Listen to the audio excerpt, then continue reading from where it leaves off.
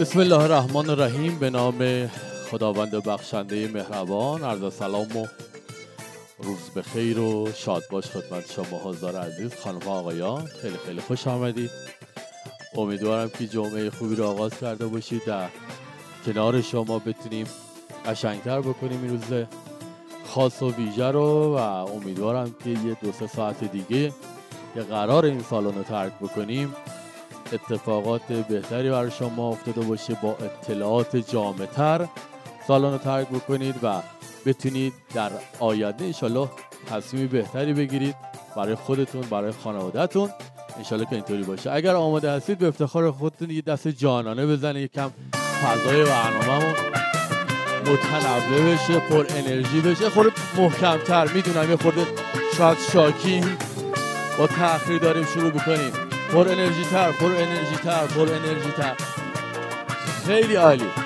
سلام میکنم خدمت آقایون عزیز، بانوان گرامی و نوجوانا و بچه‌هایی که در سالن حضور دارم. من احمد رضا فیروزی افتخار رو دارم به عنوان مجری در خدمت شما بشم، در کنار عزیزانی که قراره یک به یک روی صحنه بیان و برای شما صحبت‌های مبسوط و خیلی مفصل و خیلی جذابی داشته باشن. همونطوری که اشاره کردم و باید باز بهش اشاره بکنم، قراره که اطلاعات خوبی رو به شما بدن و بتونن مسیر رو برای شما هموارتر بکنن، باز بکنن تا مخصوصا برای بچه‌های عزیز اتفاقات بهتری بیفته. من بارها و بارها در ایونت ها و همایش‌های این شکلی این صحبت رو کردم. خیلی عده بهم گیرم میدن که چرا آقا این حرف رو میزنی، اما نمیشه کتمان کرد که شاید نسل من یه به قول معروف نسل عجیب غریبی بود که در تاریخ بشریت شاید دیگه این اتفاق نیفته. دهه 60 دستشون رو بالا بگیرن. اصلا از نسل ما دور از جون شما بدبختر خدا نیافرید و نخواهد آفرید، تردید نکنید. اما اون موقع شاید شرایط به این شکل نبود که بخوان ما راهنمایی بکنن، بخوان این اتفاقات رو رقم بزنن. خدا رو شکر، خدا رو شکر الان فضا مهیاست. اینکه تاکید میکنم برای نوجوان‌ها و جوان‌ها این همایش بیشتر اهمیت داره به همین خاطره. البته که برای پیشرفت و نگاه به آینده سن و سال نمیشناسه، هیچ فرقی نداره. از هر جا که شروع بکنیم همراه با موفقیت خواهد بود. برنامه امروز ما در 2-3 بخش من یه بالا آمار کوچولی به شما بدم قرار چه اتفاقی بیفته و بعد بریم سراغ برنامه. به خاطر اینکه حالا فضای برنامه اون فضای خشک و رسمی نشه، همش سخنرانی نباشه، سعی میکنیم که یه تنوعی هم به برنامه بدیم، شما ما رو همراهی بکنید. مطمئناً آدمی که در این سالن حضور دارن و با این بحث امروز درگیر هستن آدمای پر انرژی هستن. اینو اصلا تردید ندارم. آدمای خاصی هستن، آدمای پر انرژی هستن. کسی که به هر حال در این فوران مشکلات و انبوهی از اتفاقات عجیب غریب در کشورمون به این مسئله فکر میکنه که به هر حال چه برای تحصیل چه برای بحث زندگی نگاهش رو عمیق‌تر بکنه و بازتر بکنه، آدم خاصیه به نظر من و متفاوته. 100% تک تک شما متفاوتید و برای ما عزیز دوست داشتنی. پس خواهش میکنم اگر قرار اتفاقی بیفته اون اتفاق رو هم خاص رقمش بزنید، یه دست ویژه به افتخار خودتون بزنید، برنامه رو پر انرژی تر آغاز بکنیم. واه واه، پر انرژی تر باز.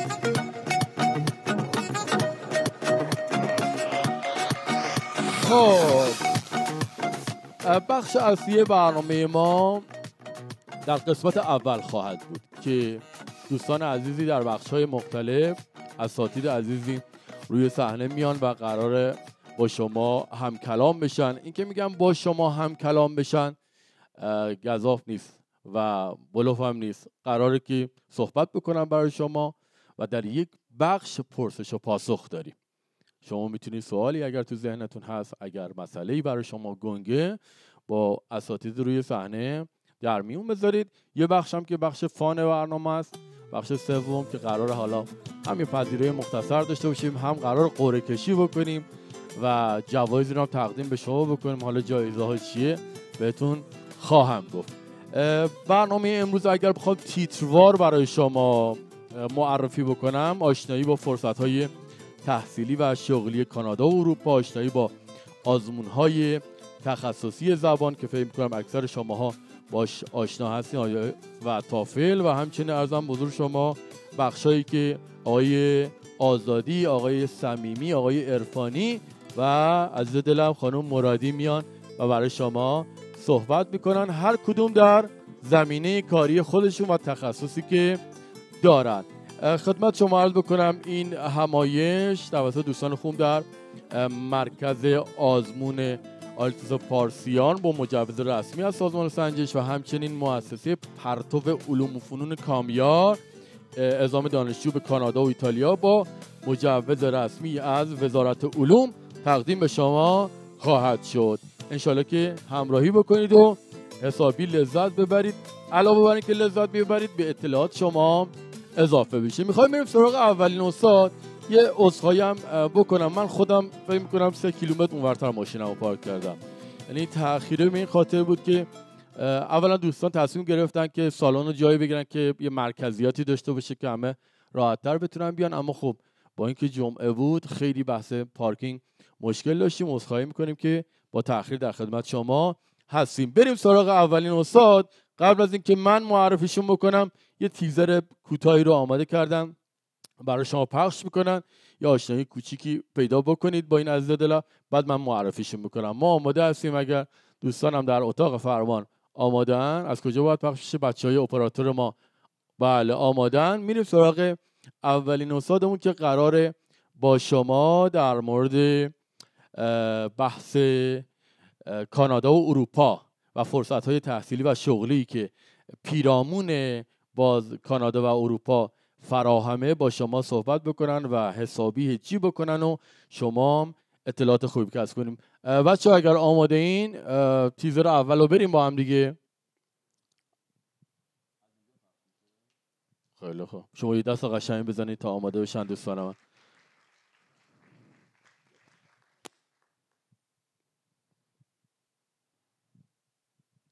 فکر کنم اگر نور رو یکم کم بکنیم، دوستان اتاق فرمان اگر یکم نور سالن رو کم بکنن، اتاق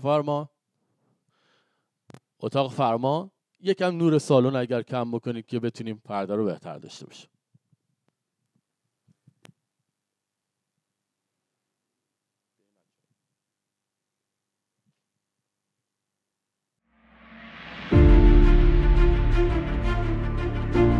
بررسی فرصت‌های شغلی و تحصیلی در کانادا و اروپا، مشاوره فردی و بررسی پرونده‌های شرکت کنندگان،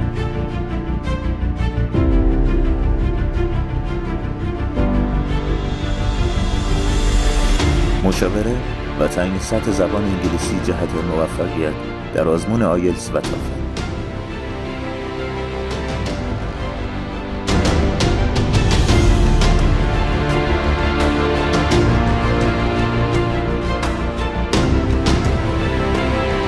امکان دریافت مشاوره و تعیین سطح انفرادی در سمینار روز جمعه 12 آبان. برای ثبت نام و اطلاعات بیشتر به صفحه اینستاگرام ویزاتیفای مراجعه کنید. بله این تیزر رسمی همایش بود. حالا بریم برای آقای آزادی رو ببینیم اگر آماده‌اند.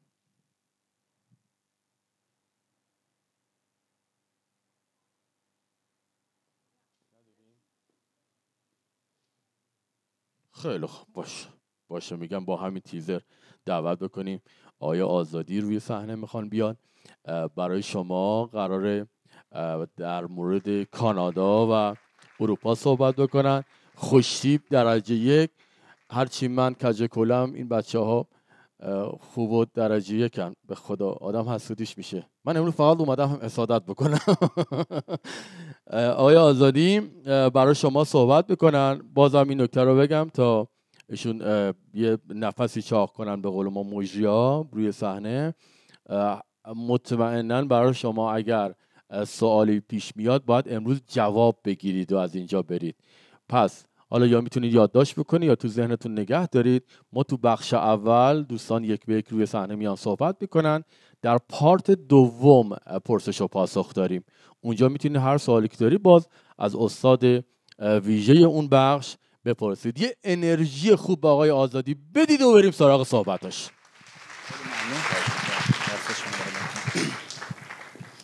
خب عرض ادب و احترام خدمت دوستای عزیز، خیلی ممنونم که تشریف آوردید.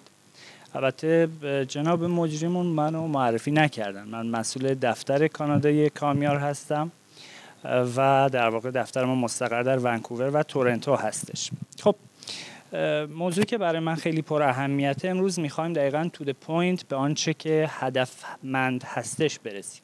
یعنی نمیخوام اوورال به صورت خیلی معمولی در رابطه با فرایندهای مهاجرت یا در رابطه با روش‌های مهاجرتی با هم دیگه صحبت بکنیم. میخوام در رابطه با موضوعی صحبت بکنیم که در حال حاضر بهترین روش میتونه باشه برای مهاجرت یا برای کسب و کار بین الملل یا برای فرصت‌هایی که ما در ایران هستیم و میتونیم از فرصت‌هایی که مجاز هستیم درشون استفاده مفید رو داشته باشیم. بله خواهش میکنم. میکروفون یقه‌ای هم نداریم؟ اگه باشه که خیلی دارم. خب ابتدا شروع بکنیم ببینیم فرصت‌های شغلی که به صورت ریموت ما میتونیم در ایران داشته باشیم چیا هستند. چون ببینید هدف همیشه مهاجرت نیست و ترک وطن نیست. ما باید از فرصت‌ها طوری استفاده بکنیم که آنچه که لیاقتش رو داریم، آنچه که میتواند به ما یک بنفیتی، یک ارزش افزوده ایجاد بکند بهش فکر بکنیم. همه ما زمانی که به مهاجرت فکر میکنیم میگیم که خب وطنمون رو ترک میکنیم و میریم و دیگه تمام و از صفر در کشوری که میخوایم بهش مهاجرت بکنیم شروع میکنیم. من میخوام یک مقدار تفکرمون رو نسبت به مهاجرت یک مقدار بازتر بکنم که همیشه مهاجرت این نیستش که ما میخوایم بریم از وطن و از یک کشور و از 2 تا 3 تا کشوری که هدفمون هستش بخوایم بریم و از اونجا از صفر شروع بکنیم. به نظر من از صفر شروع کردن ایده خوبی نیست. چرا؟ الان ما خیلی از شرکت ها رو داریم، خیلی از کمپانی ها رو داریم که به کشورهای خارجی میرن و از صفر شروع نمیکنن و در ایران هم حتی میتونن نماینده اون شرکت خارجی خودشون باشن و هم برای ایران و هم برای اون کشوری که هستن بنفیت و ارزش افزوده خلق بکنن. پس هدف اصلی این نیستش که اینجا اومدیم که یه روش خیلی خوبی رو معرفی بکنیم که همه بریم. به نظر من این بدترین حالت ممکنه. چرا؟ چون اگر همه پاشیم بریم طبیعتاً بازاری که در ایران بسیار بکر و ایدئال هستش خیلی جذاب نخواهد بود. مرسی. الان عادت کردم. آره. انسان موجودی است که عادت میکند. ما همیشه هر جام که بخوایم مهاجرت بکنیم میریم 6 ماه اول 1 سال اول عادت میکنیم، بعد دیگه یادمون میره که کشورمون کجا بود و بعد موقعی که کشورمون رو میبینیم و فیلم‌هاش رو میبینیم تازه دلمون تنگ میشه که کجا بودیم. پس ما خودمون زمانی که هدف مهاجرت رو انتخاب میکنیم یا هدف دانشگاهی رو انتخاب میکنیم که میخوایم بریم درس بخونیم توی اون دانشگاه، همیشه با این رویکرد بهش نگاه میکنیم: موفقیت و رفتن به دنبال موفقیت. اگر ما تعریف دقیق و درستی از موفقیت رو بخوایم ایجاد بکنیم اینه که موفقیت یک ساختاری رو میطلبه و اون ساختار یک استراتژی درسته. اگر یک استراتژی درست رو بتونیم انتخاب بکنیم در هر کجا که هستیم گام به گام با یک راهبرد درست هم میتونیم کشور خودمون رو داشته باشیم و فرصت‌هایی که کشور خودمون دارد رو داشته باشیم و هم میتونیم به صورت حرفه‌ای در کشور مقصد یک شرایطی رو ایجاد بکنیم که بشه مهاجرت کرد. خیلی از انسان‌ها و خیلی از آدم‌هایی هستن در همین کشور خودمون بهترین شرایط رو دارن ولی متاسفانه میرن در یک کشور غریب. چرا؟ چون هیچ راهبردی رو نمیدونن، هیچ استراتژی رو نمیدونن.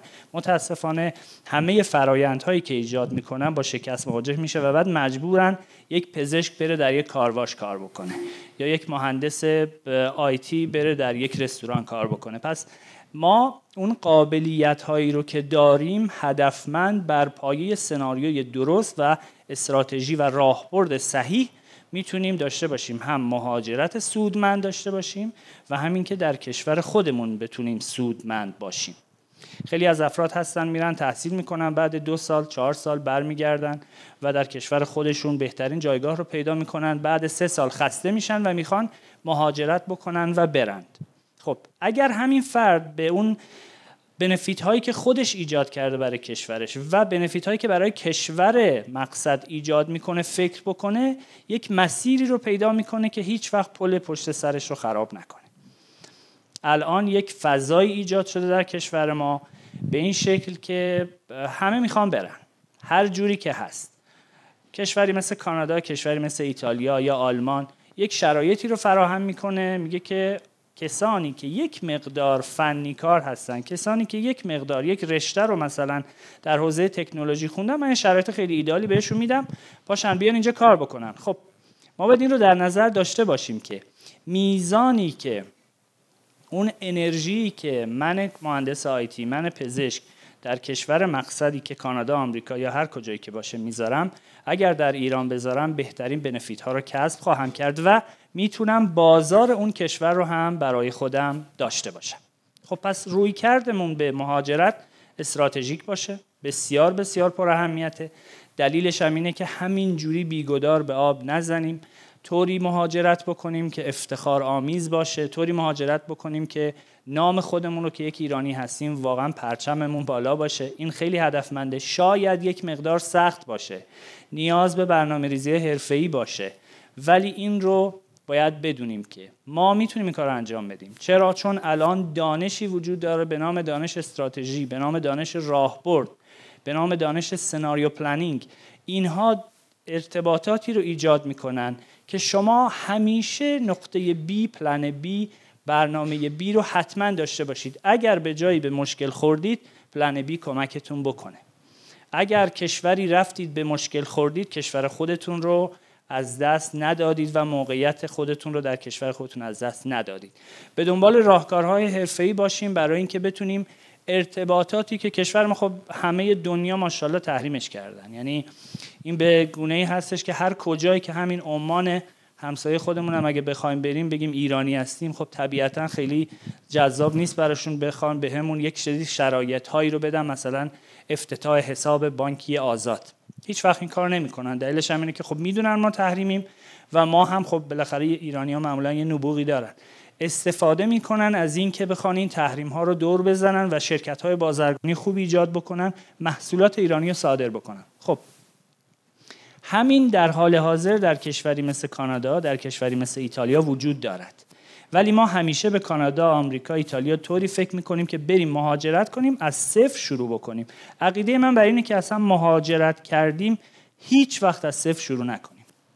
همیشه یک ایدئولوژی داشته باشیم که چون اگه بخوایم از صفر شروع بکنیم 4-5 سال رو اونجا زندگی میکنیم، بعد 4-5 سال تازه به موقعیتی دست میابیم که در ایران داریم.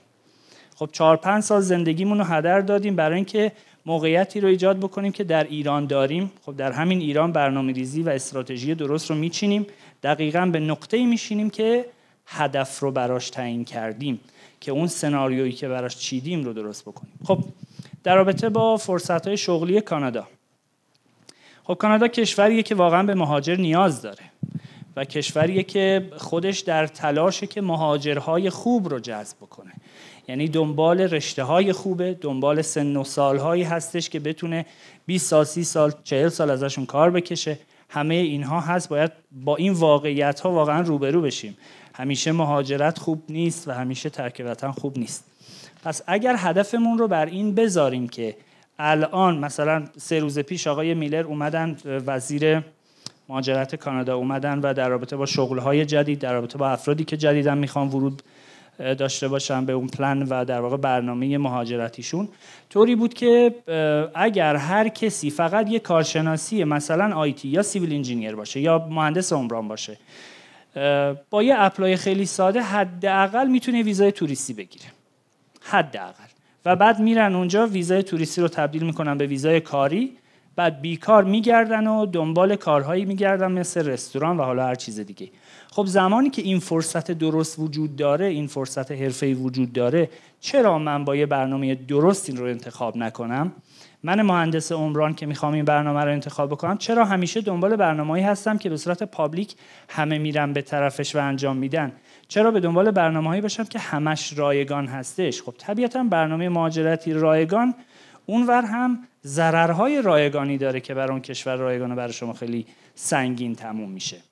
فرصت‌های شغلی که الان هست برای سال 2024 و 25 کانادا بیش از 500,000 شغل هستش. لیستش رو من خدمت آقای مهندس برای یک در واقع میشه گفت استان رو برای استان بریتیش کلمبیا فرستادم. نزدیک بر 400-500 نوع شغل و از هر کدام نزدیک 300 نفر 200 نفر احتیاج داشتن. خب همه اینها میتونه شغل‌های خیلی ایدئال با پول‌های خیلی خوبی باشه که ما با یک جاب آفر حرفه‌ای ورود بکنیم، با یک برنامه حرفه‌ای ورود بکنیم که نیاز نداشته باشیم که حتما اقامتی رو داشته باشیم که منتهی بشه به این که ما پاسپورت ایرانیمون بنزیم دور. چرا؟ چون پاسپورت ایرانیمون خیلی برامون جذاب نیست، نمیتونیم چند تا کشور حرفه‌ای باش بریم. ولی این رو داشته باشیم. اگر ما با همین پاسپورت ایرانی، با داشتن یک PR و یک کردیت شغلی درست، یک اعتبار شغلی درست، میتونیم به کل دنیا سفر بکنیم. میتونیم تحت برنامه‌های انتقال نیروی درون شرکتی به هر کجایی از جهان که دوست داریم مهاجرت بکنیم، سفر بکنیم، تجارت بکنیم و الی آخر. خب کشور ما تحریمه، اون فرد ایرانی خیلی زیاد تحریم نیست. پس اگر هدفمون این باشه که یک ارزشی خلق بکنیم، چه برای کشور چه برای خودمون، با استراتژی درست.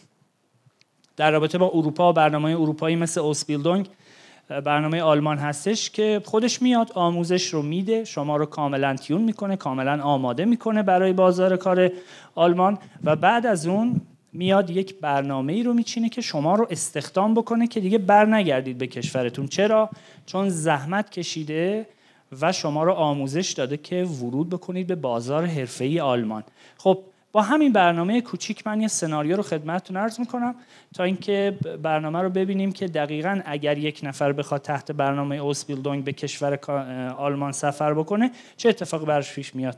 خب برنامه اوسبیلدونگ معمولاً ماکسیمم تا سن 35 سال رو 40 سال رو هم بوده، ولی خب 35 سال بهترین سنه برای اینکه قبل 35 سال اقدام بکنیم برای اوسبیلدونگ. از پرستاری و فیزیوتراپی داره تا جوشکاری و الی آخر. زمانی که یک نفر اقدام میکنه برای این برنامه و به کشور آلمان سفر میکنه، یک فرایندی براش ایجاد میشه، فرایند کوآپ بهشون میگن، یا اینکه همون کارورزی خودمون. همراه با کاری که داره میکنه درس میخونه و حقوق میگیره. خب این ایداله. معمولا شرکت‌های ایرانی هیچ وقت این کارو نمیکنن. چرا؟ چون نیروی مازاد دارن. چرا؟ چون نیرویی رو دارن که برای کشور خودش خیلی زیاد جذاب نیست کار کردن. چرا؟ چون پول ریال داره میگیره. ولی همون فرد تحت این برنامه اگر در کشوری باشه که به صورت یورو پول بگیره، میتونه هر دوتا اون در واقع کشوری که داره، هم آلمان هم ایران، رو بالانس نگه داره. پس برنامه‌های درست مثل اوسبیلدونگ، برنامه‌های حرفه‌ای مثل رشته‌هایی که کوآپ دارن، رشته‌هایی که کارورزی دارن خیلی اهمیت داره. دلیلش هم اینه که در همون کارورزی شما استخدام میشید. یعنی در همون کارورزی که شما 2 سال 3 سال درس میخونید، ورود میکنید به یک کشوری که کارورزی داخلش انجام میشه، همونجا استخدام میشید و بیکار نمیشید. ولی اگر که نه، من فقط یک پذیرش بگیرم از یک کالجی دانشگاهی، بعد ورود بکنم، برم درسام بخونم، کلی هم پول هزینه بکنم، آخر سر من بیکار میشم، دنبال کار میگردم، مجبورم برگردم به وطن و اگرم برگردم به وطن کلی پول خرج کردم، حسرت اون پولو میخورم، میام برنامه میچینم که برم برای همیشه دیگه از وطن برم، میرم یه برنامه انتخاب میکنم که برم تو رستوران کار کنم. خب این هیچ منطقی نداره. ما یک بار زندگی میکنیم و اون یک بار رو درست و استراتژیک زندگی بکنیم. نظر من از مهاجرت این هستش، یعنی با اون رویکردی که دارم بهش فکر میکنم، اینه که اگر بتونیم برنامه‌ریزی درستی رو ایجاد بکنیم، طبیعتاً ما همه جا رو خواهیم داشت. یعنی کیس خودم، من هم اینجا رو دارم، در کشور خودم بنفیت ایجاد میکنم، در کشور خودم بحث تجارت باشه، بحث همکاری باشه دارم، در کشورهای دیگر هم دارم، ایرانی هم هستم، کشور من هم تحریمه. چطوری به اینجا رسیدیم و بهش فکر کردیم؟ با استراتژی درست. و این استراتژی باعث شده که بتونیم فیدبک بگیریم، بتونیم این بازخورد درست رو بگیریم. خب برنامه هایی که خیلی خطرناک هستند و باعث میشن که اتفاقات بدی برای ما بیفته، یکی از اون برنامه‌های اصلی بحث ویزای توریستی به اروپا و به کانادا. حالا آمریکا رو نمیگم چون خیلی زیاد روی توریستی جذاب نیست، مگه اینکه فقط بخواید تحصیل بکنید در آمریکا و فقط هم رایگان تحصیل بکنید، چون فاند گرفتن از آمریکا یک مقدار مثل اروپا و در واقع کانادا نیست، یک مقدار آسان تره. خب زمانی که من بتونم از آمریکا فاند بگیرم، میرم رایگان تحصیل میکنم، 4 سال هم اقامت میگیرم و بعد از اون 4 سال اگر که 375 روز رو من پر بکنم به صورت کامل نان استاپ، میتونم اقدام بکنم برای گرین آمریکا و اون رو هم دارم با استراتژی درست. تمام. و من اگر هم بخوام بگم 4 سال تحصیل کردم، مهم اینه که بگم رایگان تحصیل کردم و خیلی هم ایدئال بوده در استنفورد من رفتم فول فاند گرفتم. این خیلی اهمیت داره با یه برنامه‌ریزی درست. فول فاند گرفتنم واقعا اینجوری نیست که بریم روی سایت اپلای بکنیم و بگیم که من بورسیه میخوام، یا بریم از یک مؤسسه اعزام دانشجو بخوام که خب برای من فول فاند میگیری، در حالی که مثلا من نمراتم فیزیکم مثلا خیلی خیلی پایینه ولی میخوام مثلا تو رشته مهندسی مثلا هوافضا خیلی ایدئال باشم و برم اونجا فول فاند بگیرم. خب همیشه باید نسبت به اون شایستگی که من دارم برنامه درست رو انتخاب بکنم. من میخوام توی یک رشته مثل آیتی برم و در یک کمپانی کار بکنم، کارشناسی آیتی هستم، خیلی هم خوب و ایدئال، نمرم هم خیلی اوکی بوده و فقط این رو هم توجه داشته باشین که دانشگاه‌های ایران 2 تا سکشن داره دیگه، سکشن 1 و 2. نهایت تفاوت سکشن 2 با سکشن 1 مثلا دانشگاه آزاد با دانشگاه تهران یا امیرکبیر یا شریف اینه که در اون رشته اون دانشگاه سرآمده. یعنی شریف برقش مشهوره، تهران مدیریتش مشهوره، امیرکبیر آیتیش مشهوره. این مهمه. اگه امیرکبیری هستی، آیتی هستی، همین الان استرالیا و آمریکا و انگلیس و کانادا برنامه مخصوص بچه‌های دانشگاه تهران امیرکبیر دارن. همین الان این دوباره سال 2024 تقریبا 20 تا 22 این اوکی شد، بعد بنش کردم و بعد از اون دوباره الان برای 2024 موجوده.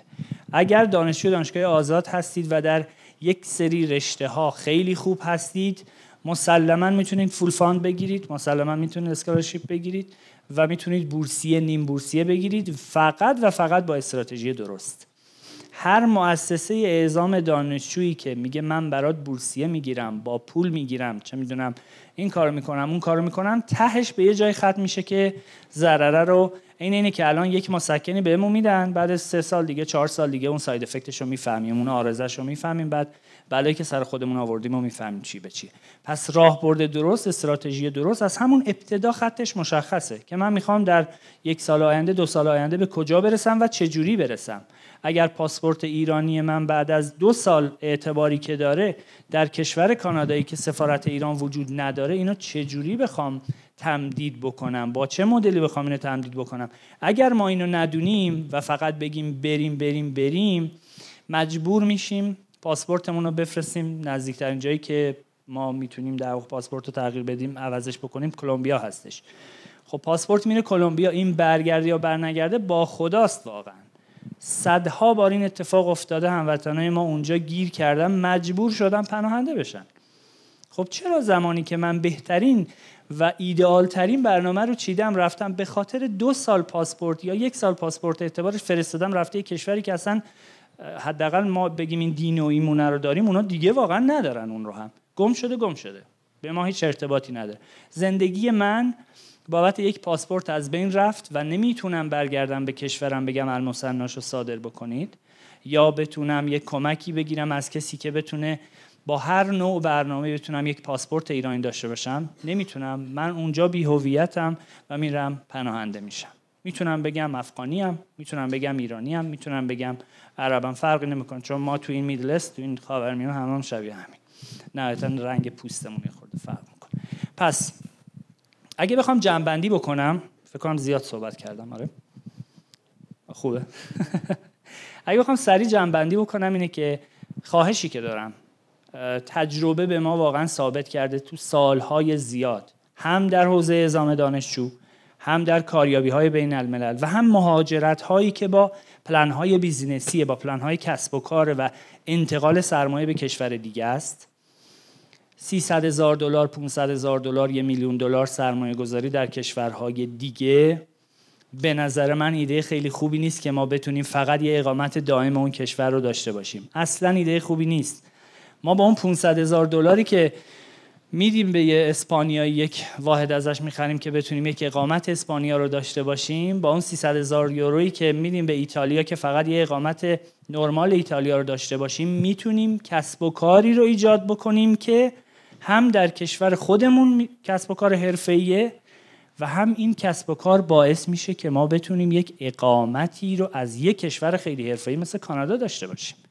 تحت برنامه‌هایی مثل IMP، مثل C11، مثل C12 برنامه‌های حرفه‌ای هستن که شما با $200,000 میتونید همه فرآیندش رو تکمیل بکنید، اقامت کامل هم بگیرید.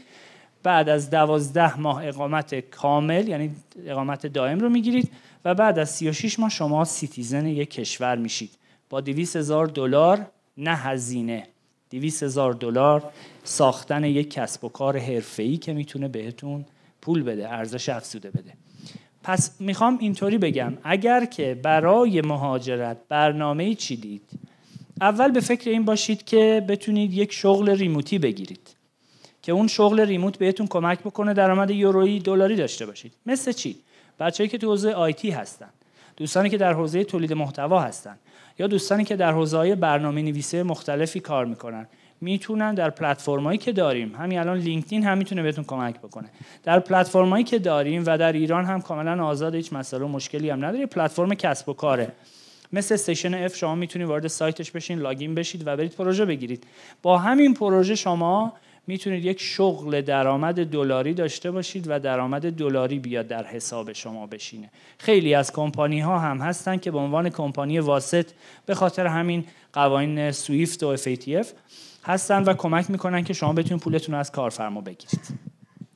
پس اگر هدفمند بریم جلو، علاوه بر این که ما یک هزینه اضافی نمی‌کنیم، میتونیم یک ارزش افزوده خوبی هم ایجاد بکنیم. ارزش افزوده با این روی کرد و این استراتژی، من تولید محتوا انگلیسی بلدم، من زبان بلدم، من برنامه‌نویسی پایتون بلدم، زبان آر رو بلدم، اصلا یه نرم افزار ساده GMP پرو رو بلدم که کارش آمار و ریاضیاته، میتونم جاب رو از کمپانی اریکسون سوئد بگیرم که همین الان همچین کیسی رو ما داریم که نزدیک 1-2 ماه هم هستش که داره کار میکنه با درآمد یورو و خیلی هم ایداله در ایران هم هستش، شاید مثلا مهاجرت نکنه، در حالی که دانشجویی بود که میخواست تمام زندگیشو بفروشه بره یه دانشگاه تحصیل بکنه، بعد از 4 سال تازه وارد بازار کار بشه. پس استراتژی اینجا خیلی اهمیت داره. برنامه‌ریزی و راهبرد در برنامه‌ریزی، سناریو داشتن اینجا خیلی اهمیت داره. بنابراین آنچه که برای ما اینجا خیلی خیلی پر اهمیت هستش مهاجرت صحیحه و به کشوری که میخوایم مهاجرت بکنیم از صفر شروع نکنیم، قبلش برنامه‌های حرفه‌ای خودمون رو بچینیم. با وجود اینترنت کلی کار میتونیم انجام بدیم، کلی رجیستریشن میتونیم انجام بدیم. خیلی از دوستان هستن وارد کانادا که میشن بعد 1 ماه تازه سین نامبرشون میاد، در حالی که الان آنلاینه. همین الان زمانی که تو پیکاپ ویزا هستی سین نامبرتو میتونی بعد 2 هفته دیگه بگیری، زمانی که تو مرز کانادا هستی شما سین نامبر داشته باشید، در حالی که 1 ماه مجبور کلی هزینه بکنه برای یه سین نامبر، یه رجیستریشن نامبر که فقط و فقط بتونه به این کردیت بده که بره یه خونه اجاره بکنه، یه ماشین بخره یا هر چیز دیگه. پس زمانی که ما اینترنت داریم و میتونیم ازش استفاده بکنیم و اینترنتمون در ایران کار میکنه، میتونیم این کارا رو به جای اینکه بریم تو اینستاگرام بچرخیم و کلی اینترنت از بین ببریم، میتونیم این کارو انجام بدیم و میتونیم با این روی کرد بریم جلو که اون جایی که رجیستریشن نیاز هستش از همینه. من که پیکاپ ویزام، یعنی من که ویزام اومده همه فراینده رو طی کردم و درست طی کردم، الان میتونم با این مدل اون رجیستریشن نامبر رو بگیرم. من یه مطلب کوچیکم بگم. آره بچه‌ها نیستن خدا رو شکر، اینم سریع اطلاعاتشو بدم و بعد حالا ان شاءالله ببینیم چی میشه. خب در رابطه با جاب‌های اروپایی و مدل‌های کاری اروپایی که خیلی به کشورمون نزدیکه و میتونیم شغل اروپایی بگیریم یا بیزینس اروپایی داشته باشیم، هم یک نکته خیلی مهم رو خدمتتون عرض می‌کنم. بعد حالا سعی می‌کنیم که به سوالات بیشتر جواب بدیم تا اینکه بیشتر اینجا در واقع بیوسول و پرکتیکال باشه، یا میشه گفت عملیاتی و درست باشه. خب فرض رو بر این داشته باشین که ما میخوایم وارد بازار اسپانیا بشیم، وارد بازار آلمان بشیم با کار، با شغل، با ایجاد کسب و کار یا گرفتن یک شغلی از یک کشوری که اون کشور جزو کشورهای خیلی سرآمد و ایدئاله برای شغل. مثلا مثل آلمان که به ما نزدیکه، وگرنه الان در حال حاضر کانادا و آمریکا و استرالیا بهترین شغل‌ها رو دارن، ولی خب ما میگیم آلمان که به ما نزدیک. خب با چه مدلی بریم دنبال کار بگردیم، یعنی جاب زوخری بگیریم و دنبال کار بگردیم در آلمان، یا اینکه جاب آفر بگیریم یا با بلو کارت وارد آلمان بشیم و خودمون بیزینس ایجاد بکنیم. بهترین مسیر برای گرفتن چون بهترینش جاب آفر طبیعتاً، ولی بهترین مسیر برای گرفتن جاب آفر نگوشیشن های اینترنشناله. ورودتون به بازاری که در حال حاضر مثلا در لینکدین همچین بازاری هست، در برنامه هایی که ورکشاپ های آنلاین رو به صورت متاورس برگزار میکنن. ما اینترنتمون هم همچین در ایران داغون نیستش که بگیم خیلی اوضاعش خرابه و نمیتونیم به هیچ کجا وصل بشیم که این فرصت های حرفه‌ای رو بتونیم داشته باشیم. همینجا در بازار عمان هم میتونیم بهترین شغل‌هایی رو از اسکاندیناوی بگیریم. شرکت‌های بزرگی مثل شرکت شل، مثل شرکت‌های نفتی نروژ در عمان دارن سرمایه‌گذاری میکنن. خب اینا واقعا به نیروی احتیاج دارن. ما اینجا زمین شناس داریم مثلا تو حوزه نفت کار کرده بیکاره و میگه این مملکت به در نمیخوره، من میخوام مهاجرت بکنم، در حالی که جاب‌های حرفه‌ای و شغل‌های حرفه‌ای همینجا تو عمان بغل گوشش و میتونه با یک اینترنت حرفه‌ای بهش برسه و بعد از طریق این مهاجرت بکنه. اگر میخواد مهاجرت بکنه از طریق همین برنامه انتقال نیروی درون شرکتی از این شرکت بره تو شعبه کانادا کار بکنه، تو شعبه آمریکا، تو شعبه اروپا کار بکنه، فرقی نمیکنه. پس ما اگر استراتژی رو درست، اگر خوب مارکت ریسرچ بکنیم در رابطه با رشتمون، آنچه که مهم است، خیلی این رو هم کامل بکنم، این که قانونی امروز میاد که این قانون باعث میشه که شما بگین که برنامه جدید مهاجرتی سریع برم اپلای بکنم و برم از اینجا و شرایطی که دارم رو سریع امتحان بکنم ببینم که یا میگیره یا نمیگیره. مثلا اکسپرس اینتری 2 هفته پیش که درو شد با امتیاز 375 درو شد، یعنی امتیازش خیلی خیلی اومد پایین در حالی که امتیازش روی 500 بود. پس منی که فقط یه کارشناسی داشته باشم، یه آیلتس مثلا 6 داشته باشم، کارم اوکیه و میتونم مهاجرت بکنم. مثلا همسرم هم اگر که یه کارشناسی آیلتس 5.5 داشته باشه میتونه کار من انجام بده و با هم دیگه بریم با یه اکسپرس اینتری خیلی خیلی سطح پایین وارد یه کشوری میشیم که هیچی نمیتونیم. زبان که مهمترین بخش مهاجرت هستش رو نمیدونیم. ما ایرانی‌ها همیشه یه عادتی داریم، زبانمون در سطح 4 مثلا 3.5، میگم من رفتم ماک دادم شده 6.5 ماکم و الان 7م مثلا، چون ماکم 6.5 الان دیگه 7م. موقع که میایم خب یه مصاحبه کاری براش اوکی میکنیم بیاد صحبت بکنه، متاسفانه هنوز ساختارهای درست و اصولی زبان رو هم بلد نیست و میره فیل میشه و میگه کمپانی که میخواست برای من کار پیدا بکنه یا منو مثلا اعزام بکنه به فلان دانشگاه، مثلا دانشگاه بریتیش کلمبیا، کار من رو خراب کرد، در حالی که خودت واقعا هیچ الیجیبیلیتی نداشتی، هیچ شایستگی درستی نداشتی. فقط تنها چیزی که داشتی این بود که میگفتی من زبانم خیلی ایدئاله ولی نمیرم آزمون بدم. چرا؟ چون ما میتونیم یک فرایندی رو ایجاد بکنیم که بدون آزمون شما بتونید ورود بکنید به یک کشور دیگه. پس اگر من فرصتی رو میتونم ازش استفاده بکنم، شما زمانی که میرسید به کشور دیگری برای خودتون این مسئله هستش که زبان رو حتما باید بعد زبانی هم که باید بلد باشین. واقعا خیلی بحث مذاکره کردن، صحبت کردن، اون لهجه‌ای که دارین در کشور مقصد بهتون کمک میکنه. در ابتدا مهمترین بخش اینه که خوب بفهمیم اونا چی دارن میگن.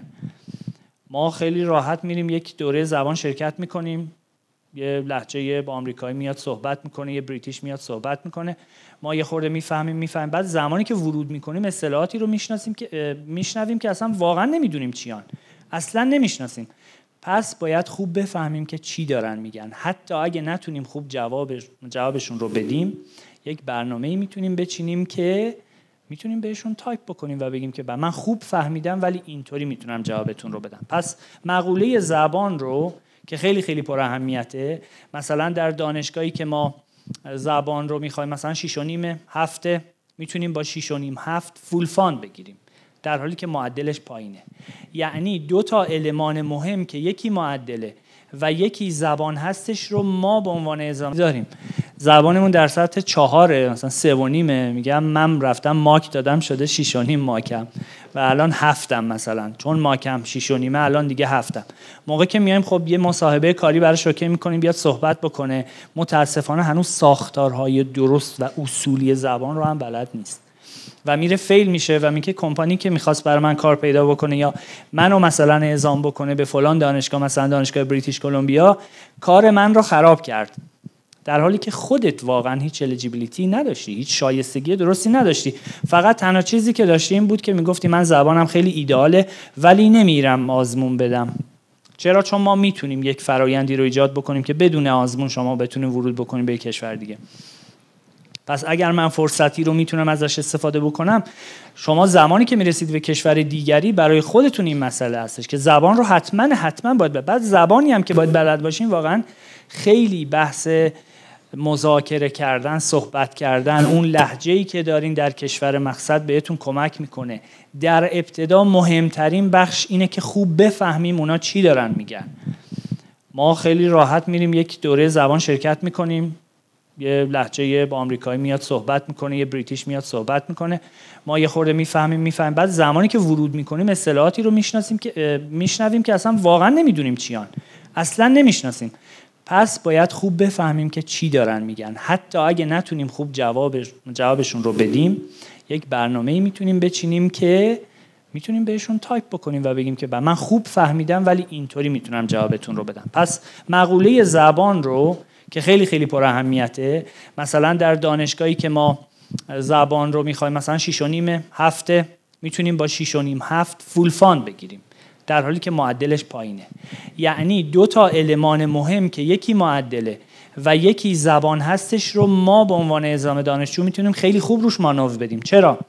چون کسی که زبانش قوی هستش میام تمام استراتژیمو روی بحث زبان و مباحثی که در زبان بلده رو برای دانشگاه و برای مسئولیت میشه میگم.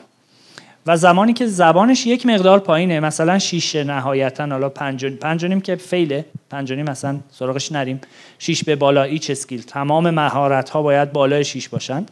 زمانی که من وارد یک دانشگاه میشم زبانم 6 خیلی جذاب نیست، باید روی معدلم کار بکنم. معدلم خیلی جذاب نیست، باید روی تجربه ها و قوانینی که قبلا بوده روی تجاربی که کسب کردم استفاده بکنم. مثلا یکی از قوانینش اینه که آیا شما در دوره تحصیلتون کارورزی داشتید، رفتید جای کار کردید، من بتونم اون رو به عنوان تجربه معرفی بکنم و بتونم روی درس هایی که خیلی حرفه‌ای بودم، مثلا مثل ریاضی، فیزیک، شیمی، اونا رو بولد بکنم. پس با این رویکرد میتونم پذیرش بگیرم. حالا که پذیرش گرفتم، با مثلا مثل ایتالیا پذیرش رو ابتدا میده به ما. بعد از اینکه پذیرش رو داد میگه خب الان شما چجوری میخوای ورود بکنی به کشور ایتالیا؟ خودت میخوای هزینه‌هاتو بدی یا میخوای به استان درخواست بکنی که بورسیه بهت بده؟ طبیعتاً کیسایی که ما انتخاب میکنیم معمولاً براشون بورس میگیریم. دلیلش هم اینه که خب شرایط هست. حالا متاسفانه مثلا کشوری مثل ایتالیا آزمون‌های تولکی که برگزار میشه با یوزرهای ایرانی و یوزرهای کشورهای مثل افغانستان یا کشورهای مثل ترکیه فیل میشه و تقلب توش میکنن. حالا یک مسئله هر چیزی که هست. حالا این اتفاق که افتاده، اون بورسیه‌ای که استان به ما داده برای این دانشجو مال اون ایجنته و بهش میگه اگر این دانشجو نمیاد باید واگذار بکنی به دانشجوی دیگر. حالا دست ماست که واگذار بکنیم به کدام دانشجو. حالا اگه اون دانشجومون هم نمرش پایین باشه، سعی میکنیم که روی مواردی که خیلی حرفه‌ای هستش مانور بدیم و براش بورسیه رو انتقال بدیم. فکر میکنم که من 2 دقیقه دیگه صحبت بکنم منو میکشن.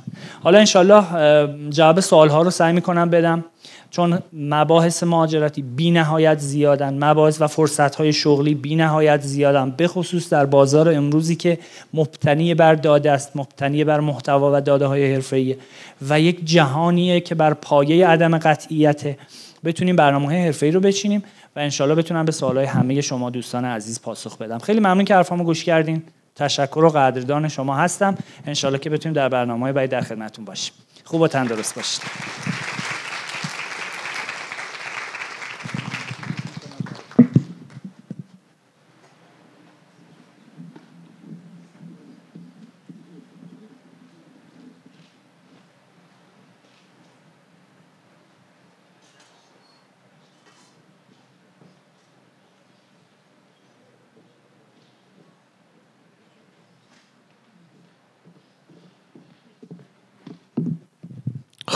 حتما استفاده کردید از صحبت‌های آقای آزادی. اگه اینطور بوده یه دست قشنگ بزنید من بشنوم.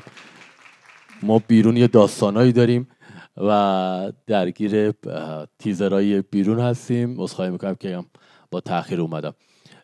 مطمئنم که آقای آزادی آنچه که باید رو به شما گفتم. بازم تاکید میکنم اگر سوالی دارید تو بخش سوال و پرسش حتما از آقای آزادی بپرسید که اطلاعاتتون تکمیل تر بشه. اما در بخش بعدی میخوایم بریم سراغ باز یه عزیز دیگه ای روی صحنه بیان برای شما صحبت بکنن. پیرامون بحث تافل یه تیزری انشالله که آماده است با هم دیگه ببینیم بشنویم، یه آشنایی ضمنی پیدا بکنید. بعد من دعوت میکنم یک عزیزی روی صحنه حاضر بشن. بریم بچه‌ها. It began with words, thoughts you could express in English, the ability to communicate with the world. Now the power is awakening, and your confidence is growing by the day as you build your command of English.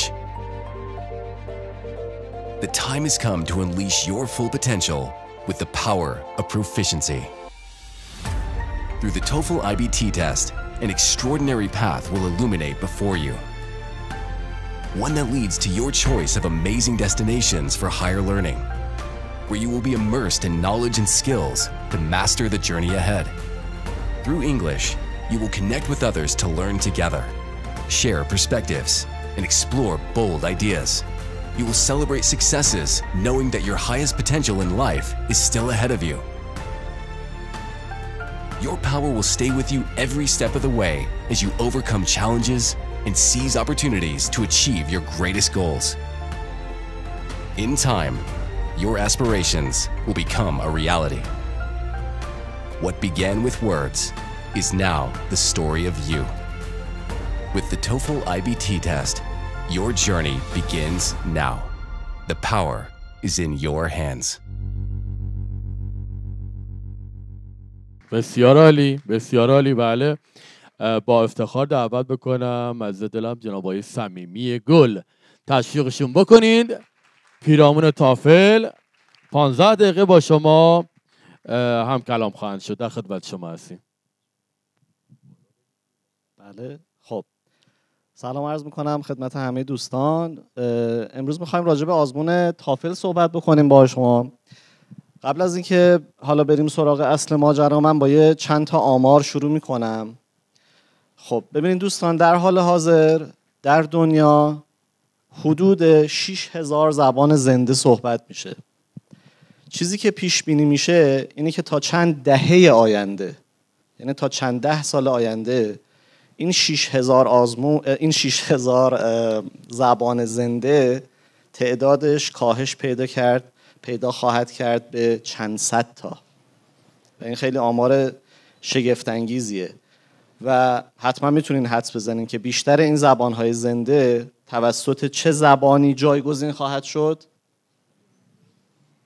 انگلیسی. حالا چیزی که بعضیا میگن خب خیلی اتفاق غم انگیزیه که میخواد بیفته برای زبانهای زنده دنیا، ولی این واقعیتیه که دنیای فعلی باهاش مواجهه. انگلیسی زبان اینترنت، زبان به قول معروف پاپولار میوزیک، موسیقی که اطرافمون میشنویم، زبان پادکست، زبان یوتیوب، خلاصه احاطه‌مون کرده و ازش فراری نیست واقعا. باز یه آمار دیگه که من بخوام خدمتتون بگم، در حال حاضر چینی ماندارین 1.1 میلیارد گوینده داره. این در حالی که الان تعداد گوینده های زبان انگلیسی به 1.5 میلیارد گوینده رسیده، یعنی بیشتر از چینی. و باز نکته دیگه که هست اینه که الان تعداد بیشتری چینی دارن انگلیسی یاد میگیرن تا انگلیسی هایی که بخوان چینی یاد بگیرن یا کسایی که انگلیسی بلدن و بخوان چینی یاد بگیرن. پس مجموعه این آمار که حالا خیلی هم زیاده دیگه میتونه ما رو به این نتیجه برسونه که زبان انگلیسی الان جایگاهش چیه در دنیای امروز، جایگاهش چقدر از این هم بیشتر و مهمتر خواهد شد و ازش هیچ گزیری و گریزی به قول معروف نیست. خب پس این از این که اصلا چرا ما باید بریم سراغ زبان انگلیسی و یه جورایی مجبور هستیم که این کار رو بکنیم، که البته یه بخش مهمیش هم برای کسانی که اینجا هستن حتما در ارتباط با مفهوم و عمل مهاجرت هستش دیگه. خب اسلاید بعدی لطفاً اینجا.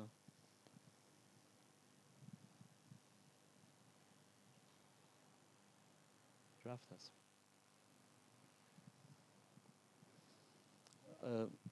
نیست هست. خب الان خب دوستان، حالا یه سوالی از همه بپرسم. الان کسایی که اینجا هستن کدوما بخوایم خیلی خودمونی بگیم با انگلیسی مشکل دارن؟ اشکال نداره، من خودم هم هنوز مشکلاتی دارم. خب ببینین، حالا همونطور که آقای آزادی هم اشاره کردن، این هم یه خورده شبیه بحث مهاجرته. یعنی بیشتر ماها به شکل اشتباهی میریم سراغ زبان انگلیسی. اون موقعی که من شروع کردم زبان انگلیسی خوندن که مربوط به خیلی وقت پیشه، یعنی سال 76 بود که من شروع کردم انگلیسی خوندن، ببینید به این شکل بود که آدمای وارد و قوی توی این کار بودن و به ما میگفتن که راه اینه و ما هم دنبالشون میرفتیم. ولی امروز روز به خاطر این موج و این تبی که راه افتاده برای مهاجرت و معمولا هم خب ما ایرانی‌ها همه روی گازیم و عجله داریم و اینها، مؤسسات هم که خب بیشترشون الان خصوصی هستن، باعث شده که قضیه برعکس شده. یعنی چی شده؟ مؤسسه دنبال زبان آموز میره، ازش میپرسه تو چی میخوای، من چی کار کنم برات، که اون لزوما راه درست زبان خوندن نیست. اولین چیزی که به نظرم ما ذهنیتمون رو باید راجع به زبان عوض بکنیم اگر میخوایم توی زبان موفق بشیم و اینطوری که شما گفتین این مشکلاتمون با زبان برطرف بشه، اینه که زبان خوندن یه مقصد نیست که شما بری بهش برسی و همون اصطلاحی که هممون خیلی بهش علاقه داریم، قالش رو بکنی، قضیهش رو تموم کنی، بذاریش کنار. زبان یه راهه، مثل همین عکسی که از جاده چالوس انتخاب کردیم و مردم همه به خاطر راهش میرن توی این قضیه. زبان خوندن یه پثه به قول معروف. It's not a destination. یه مقصد نیست که شما بری بهش برسی. پس از همه کسایی که اینجا هستن و میخوان مشکل زبانشون حل بشه، برسن به اون سطح زبانی که میخوان، خواهش دارم شروع کنن اینجوری به زبان فکر کردن. و حالا توی مجموعه ما در واقع هدفمون همینه که اون راه درست زبان خوندن، اون آداب درست زبان خوندن رو نشون بدیم که بتونه شما رو به اون سرمنزل مقصود برسونه، که البته همونطوری که گفتم این یه مقصد خاص نیست که شما بریم بهش برسین و بعد کناره گیری کنین. خب اسلاید بعدی ما اینجا لطفا. خب بچه اینجا الان چی میبینیم همه؟ اگر ببینین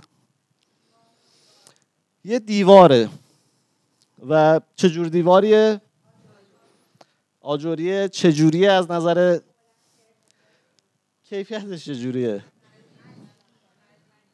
ببینین اکثر ما متاسفانه زبانمون شبیه این دیواره است. یعنی سوراخ داره، چاله چوله داره، یه تیکش از یه جایی آوردن، یه تیکه دیگه‌ش از یه جای دیگه آوردن.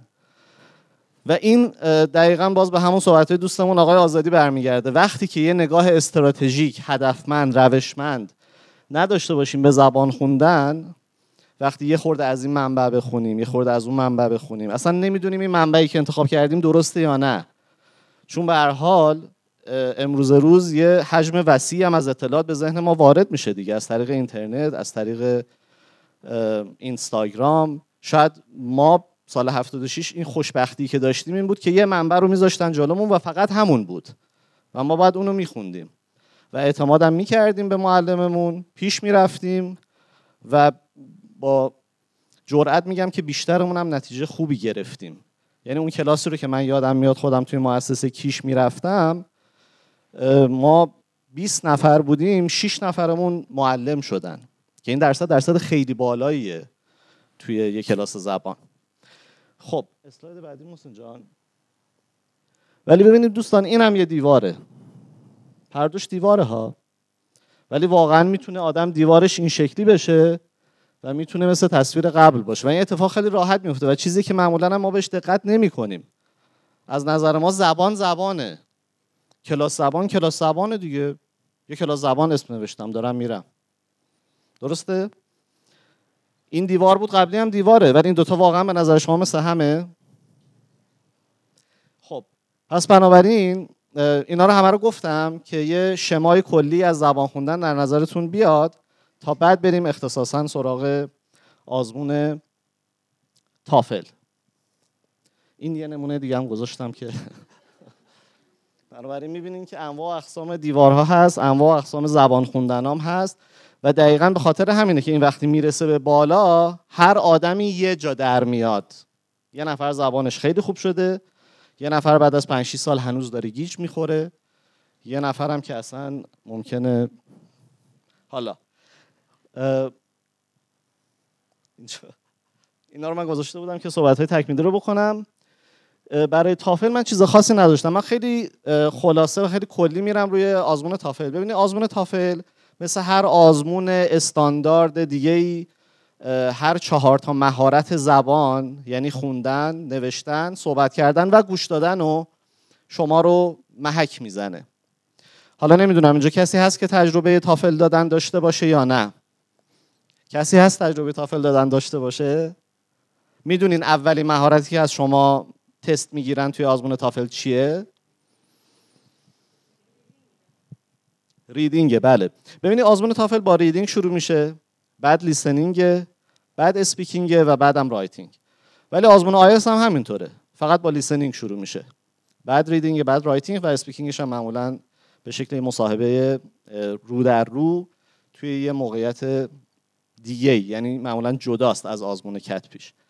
خب پس کلیت آزمون تافل چیه؟ همون 4 تا مهارتی که همه آزمونا از شما میخوان، این هم همون 4 تا مهارت رو داره.